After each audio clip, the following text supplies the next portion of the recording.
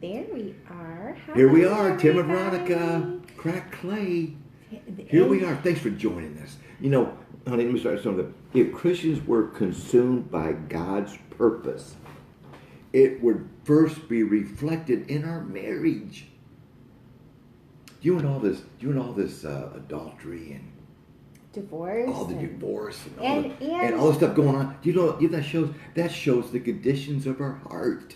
and marital dissatisfaction. Right. Marital dissatisfaction, and it doesn't just Shows mean our heart. not divorcing as a Christian and not committing adultery, but how to have a satisfying marriage, right? And because that creating a satisfaction, finding satisfaction in your Right. marriage. That's what I want to say. Right. And we all know that men, we love our sex.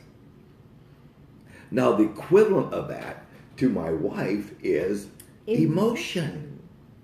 I got to meet her emotional needs. Because she's got emotional needs, mental needs, spiritual needs, and physical needs. Those are all kind of go hand in hand. They all got to have all of them. Go ahead. The four needs are like a tabletop, Mhm. like four legs on a table, holding a table up. Mhm. And if one of those isn't being fulfilled, what happens if you take one leg of your table away? It's like sled riding. Everything goes sled riding. So we told you we've been reading Every Man's Battle, and then this week we started Every Woman's Battle.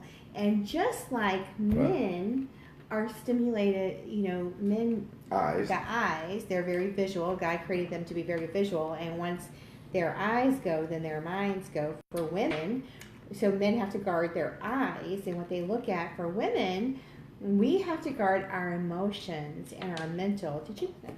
That's right. And our emotions and our mental, where our mind goes. Right. Because once So get to know your wife. we do that, Do you know her? Are you as one with her? So we're at the parts that kind of go hand in hand, Absolutely. right? So you're talking Absolutely. about how Absolutely. to what? If you want good sex tonight, give her time and energy and love her. Pursue her. Cherish her. Cherish her equals is emotion. That's her emotional need. To cherish her. Honey, you're the number one in my life. I love you so much. I want to cherish you. That's not easy for men. It doesn't come natural for men sometimes. But that's what our wife needs. We need to be as one together. Okay? So what are you doing to be as one with your wife? Or not doing? Right, honey? Right. And so men, when you are cherishing your wife, then you're meeting her. And what is also part of cherishing? It's remaining what? Pure. Pure. Sexually pure, which I means get- visually pure. All for my wife. And so that your wife my is, wife. you're not comparing her against anybody else. You're only comparing her against yourself. No other women, because you're not looking at other people. And so when women feel confident and Right. secure in their marriage because their emotional needs are being met, because the husband's doing their part to cherish their wives, then a woman is less vulnerable to to be emotionally open to another man. And it was just kind of eye-opening for me when we started reading even The Woman's Battle, because I told Tim when he said he was going to buy that book, I'm like, I don't have a problem. I don't need that, and I don't in this marriage. But I do see how reading it, things from my past, and from when I was single, and then from my past marriage, how things were not as they should have been when in my past life, and that left me receptive to being vulnerable to an affair. So it has been really eye-opening. So women, you have to really guard against your emotions, and that means you have to really think about how you're interacting with other people. If you're thinking a little too much about that man, the coworker, or the man at church, or whoever it is that you're, or you're mental. It's mental too. It's you're mental. fascinating. You're maybe you're reading an erotic novel or not a novel, just a novel that Well, it you could get. be It could be erotic, but Mhm. a novel that you're having fantasies about. that you Fantasies can't about. stop putting Yeah. down. So for men, they need the physical to feel the emotional, and for women, we need the emotional to have the Right. physical. Right. So for So us, men- we have to be Right. we have to guard against that. Right. So we have to guard against reading the romantic novels, and then you're going to, and comparison, and expecting your husband to Right. live up to the man in the novel, which that's not even real. That's not reality, is it?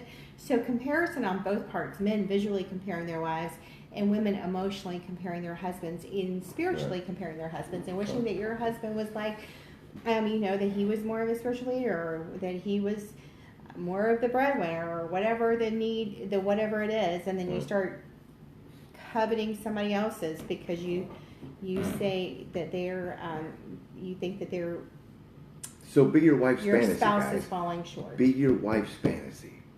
But you have to be a great bride of the groom before you can be the groom of your bride.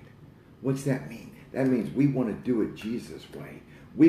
So if I'm not getting all that from my spouse, well, that doesn't give me license. Well, she's not going to be that way, so I'm not going to be that way either. I'm not going to give her this, that, the other. That's not the Christian way. What does Jesus do? Jesus loves us first. While we were yet in our sin, he loved us. While we had no relationship with him, he still loved us in our sin. So as a groom, that's what we should be doing. Even when we're not getting those needs from our spouse, we should just go. We shouldn't take the initiative, just give her to be her fantasy anyway. We keep doing that. I'm going to tell you, something's going to happen, and you're going to get your needs met. But it takes two. It does. God's way.